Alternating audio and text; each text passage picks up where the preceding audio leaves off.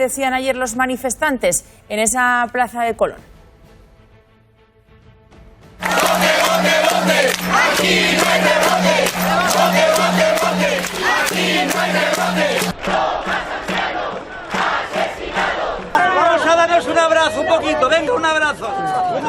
¡Viva el amor! ¡Viva la vida y viva la libertad!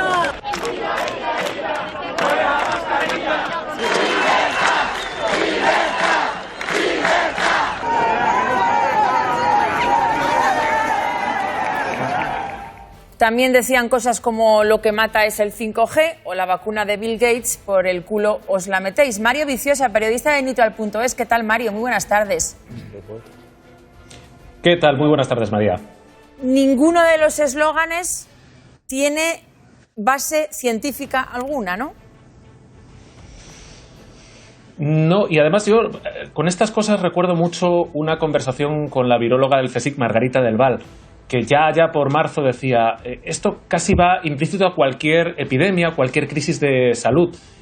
Hay mucha gente que en el fondo tiene mucho miedo. Hemos visto escenas de gente quizá muy envalentonada con esos abrazos, con los besos, con esa reclamación de libertad, pero lo que subyace, decía Margarita del Val, es miedo. Y cuando hay miedo tendemos a buscar explicaciones allá donde no llega la ciencia todavía, porque la ciencia tiene unos tiempos que son menos rápidos. Por fortuna, estos eslóganes son fáciles de desmentir a estas alturas de la pandemia. Por ejemplo, lo de queremos ver el virus, claro, es que lo llevamos viendo desde febrero, además con una precisión nunca antes probablemente alcanzada gracias a técnicas de microscopía electrónica. Hemos visto hasta el pinchito con el que entran las células.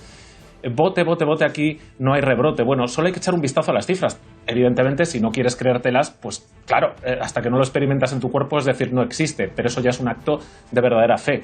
La vacuna de Bill Gates. Bueno, es que no hay vacuna de Bill Gates. Bill Gates participa y pone dinero en una alianza para que justamente lleguen las vacunas, no solo estas, sino todas las demás, por ejemplo, a países pobres. Podemos cuestionar el modelo, nos puede gustar o no Bill Gates, pero la realidad va por ahí, no de que él esté promoviendo una y mucho menos para hablar de chips. O, por ejemplo, lo del 5G. Bueno, pasó con el 4G, con el resto de redes de telefonía. Siempre nos ha dado mucho miedo aquello que no vemos. Como en el caso de las ondas electromagnéticas, ocurre lo mismo con este virus que no es visible, pero siempre decimos lo mismo. Si te dan miedo las ondas y lo que pueda transportar ellas, debería darnos miedo el Sol, que es una radiación electromagnética, y es así científicamente, claro, nos da cáncer si no nos protegemos. Graciela, por no hablar de las mascarillas, que ahora hay una corriente de gente, bastante gente, que dice que las mascarillas son malas porque no respiramos el suficiente oxígeno, porque respiramos CO2 y que eso es malo incluso para personas que tienen problemas respiratorios. Eso no hay ninguna base científica para demostrar eso. Otra cosa son personas que tienen una patología previa y eso, en principio, esas personas estarían exentas a utilizar la mascarilla porque le puede dificultar, por ejemplo, personas que han tenido pues, una fibrosis, una neumonía y que todavía no se han recuperado, o con otras patologías que tienen de base y que hace que la mascarilla pueda ser un obstáculo. Para esos casos está previsto que no lleven la mascarilla. Pero para el resto de la población, llevar una mascarilla no provoca ningún perjuicio para la salud. Está demostradísimo, aparte que el personal sanitario lo lleva utilizando toda la vida en hospitales y no se ha visto en ningún momento. O sea, si se necesita comprobar las cosas científicamente, ya la mascarilla se ha comprobado a lo largo de los años que se lleva utilizando masivamente, tanto en centros sanitarios como en otras poblaciones, por ejemplo, asiáticas, que están acostumbradas a utilizar la mascarilla. No hay ningún problema en utilizarla. Mario, te quiero preguntar también sobre la anosmia. Uno de los síntomas del coronavirus. Este fin de semana he estado con una amiga que casi tardó 2 meses en recuperar el olfato. ¿Es posible que haya personas contagiadas por coronavirus que no lo recuperen nunca?